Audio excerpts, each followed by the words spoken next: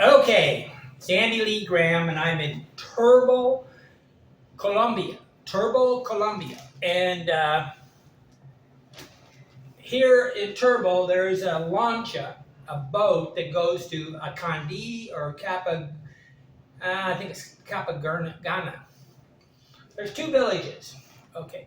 And I went to I arrived with Gomez Hernandez bus from Caña Gordas to here. Took about 4 hours and 15 minutes, and it's about 215 kilometers or something like that. But really, quite an easy ride. I needed my sweatshirt the whole time because the air conditioning in the bus was pretty good and very good, and there was a toilet on the bus, and it took some stops, and it was really a relatively great ride. Okay, so the trip was quite enjoyable. About when I got to Mutata, Mutata, the village there, that's when the mountains kind of slowed down. Okay, and when you got to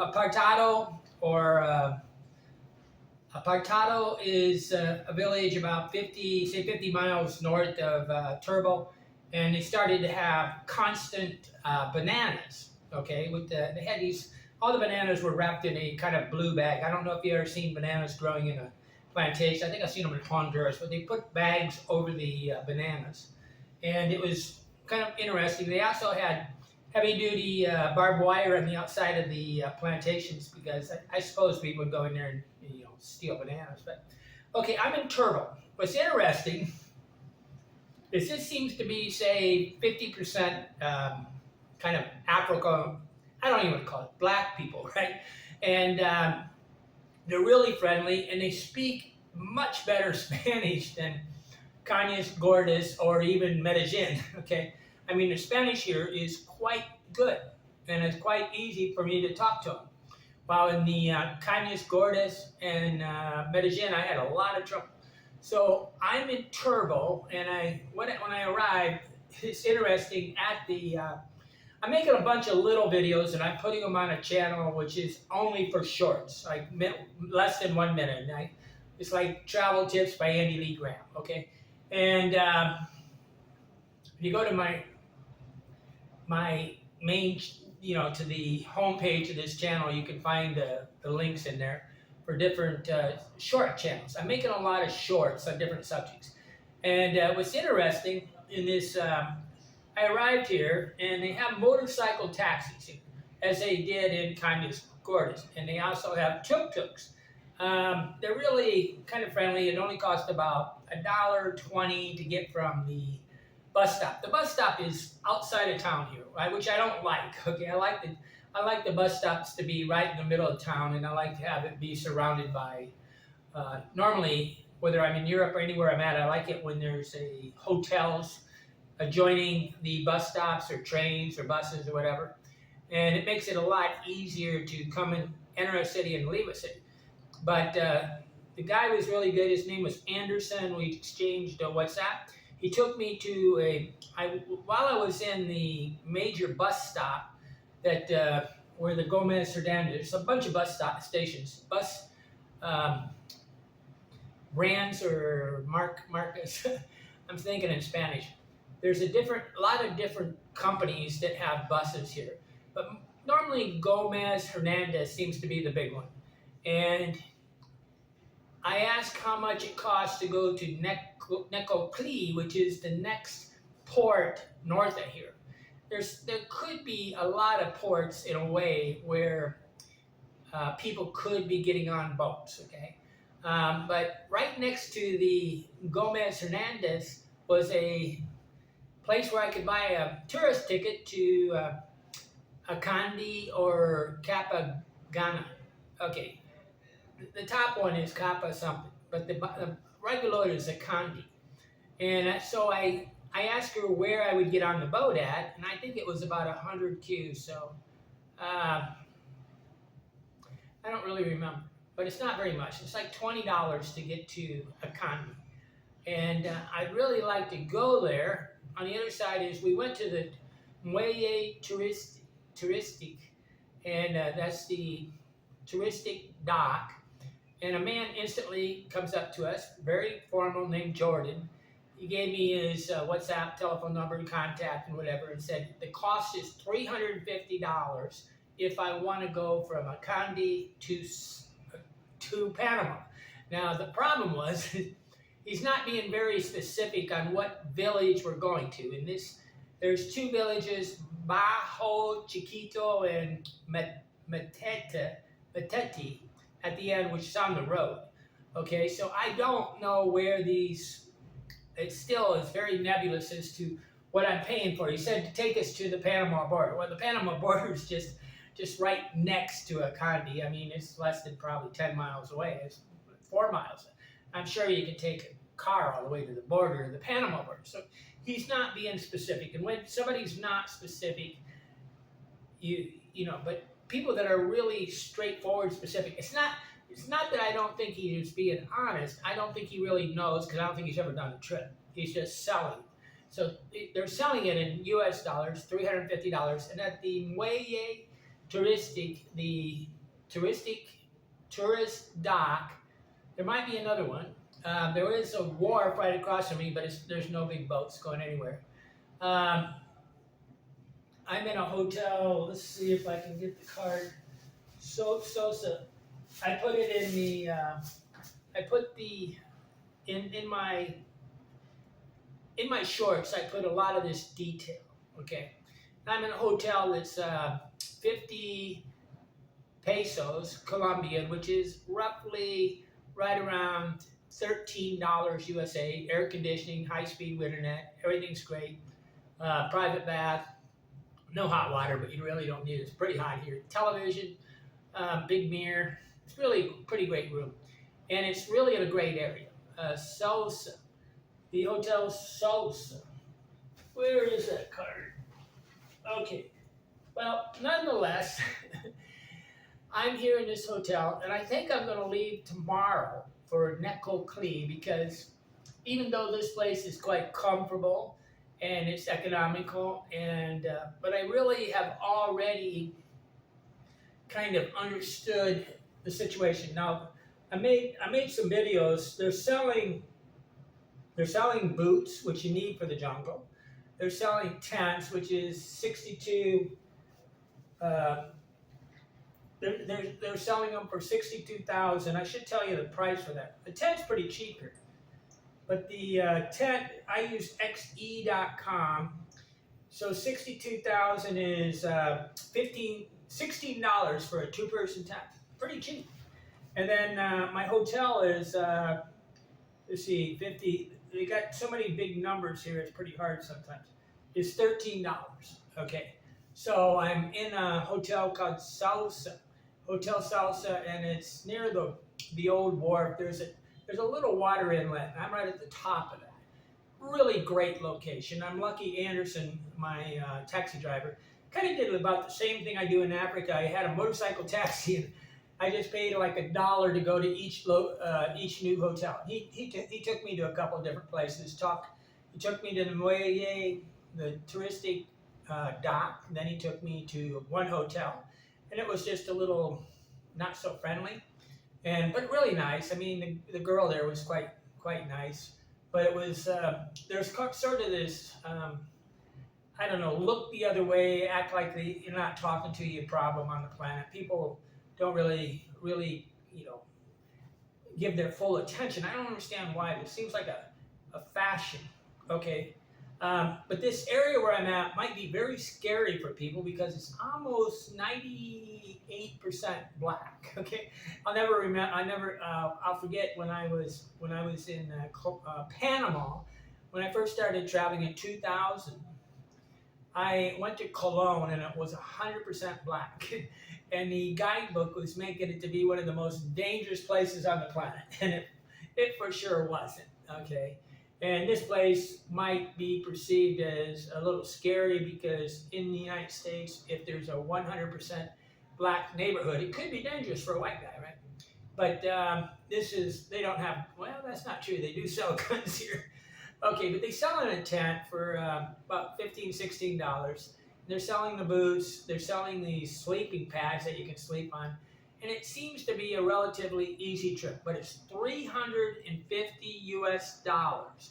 Now, the guy doesn't say doesn't include the boat. I don't know. On the other side is the best way probably for me to do this would be to go to a Kandi, A-K-A-N-D-I, Kandi, and then sit there in a hotel, then leave, or sleep in a tent, I guess. But I probably would be best if I bought the tent and everything here if I was going to go. I don't think I'm going to do it. The reason why I'm not going to do it is because it doesn't seem like anything more than just a very onerous trip, walking through the jungle, very organized, very safe, very, just for $350. And I can fly from Medellin to Guatemala for, I don't know, $140 or something, or even Panama for $120. So it's not really sure. Now, I'm not understanding the Venezuelan, the one pharmacist I was talking to said that they've had Bangladesh people, Pakistan people, Haiti people, and of course a lot of Venezuelans. Near me, I made a video on a short, and I showed where the type of tent they're sleeping in. And there's a lot of people sleeping on the sidewalks in different areas. I didn't see more than probably 20 tents. Okay, so it's not like thousands. This is not an overwhelming amount of people. The man Jordan was really specific. He says you need water, you need to have. He said go buy tuna because he wants you to carry tuna, and you're gonna have to carry the water, and you got to have a tent. You got to have maybe boots if you can afford them, I guess, and. On the other side, it said $350, but he could not tell me the final city. So I'm going to go to Necoclí, which is the next port up, and try to do the same thing and ask them to get clarification.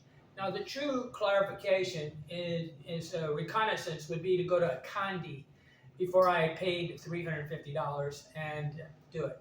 But I'm not sure. I think what they're doing is they're setting up kind of a system where the Venezuelan people come up with the $350 and they just take care of it.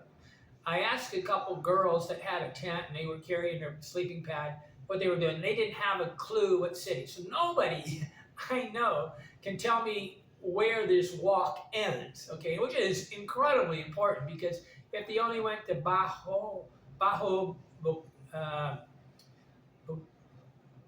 Chiquito, where I think the immigration office is, you'd only be halfway, okay? And Metita, M-E-T-E-T-I, Metiti, is the road. So at the road, then you can get transport. But they act like, oh, when you get it, you're going to take you to Colombia, wherever you want to go. And I go, hey, wait a minute, they're not going to take me farther than the highway. And it's really, I think, sort of. They're lacking specificity. But on the other side is I'm asking whether it's legal or illegal, and nobody really knows either. But the good part is I'm finally at an area where some people do know something, okay? And most of the places I've been before here had no clue at all, okay? Other than to say to go to Necoclí. These cities are, I really do like Turbo, other than I went from kind of a constant 72, 75 degrees up to about a constant 90, 95 degrees. So it's very hot here. And I'm definitely sweating a lot. And I'm having trouble figuring out how to do the laundry. There doesn't seem to be any laundry services in these cities. So I really miss my bucket where I could wash my clothes. I usually have this bucket I have in my backpack. And I'm going pretty light right now. I don't have that bucket. And I really need this to wash my clothes. But I didn't bring that many clothes. That means I have to wash them more often. Okay, so I will probably get up tomorrow morning, take a motorcycle taxi, which would cost about $1 to get back to the Gomez Hernandez bus station, there's a lot of bus companies in this place. And I'll go to Necoclí and I'll do the same thing, and I'll try to get to the Muelle, which is the dock, and try to figure out what's going on. I think Necoclí is a smaller city. Now, what's interesting, if you really look at the coast, there's a lot of cities all the way around the Barranquilla, and all of these cities could, in a way, accommodate a boat, maybe, okay, or maybe they would have a boat off thing and you take a dinghy out to the boat. So there's a lot of ways that you could sell tickets or maybe be a captain and take people. But the trip's kind of long, so it's like 40 miles, okay, which is, I'm not sure how long it's going to take, but it is not, I get very seasick, so it's not really what I like to do.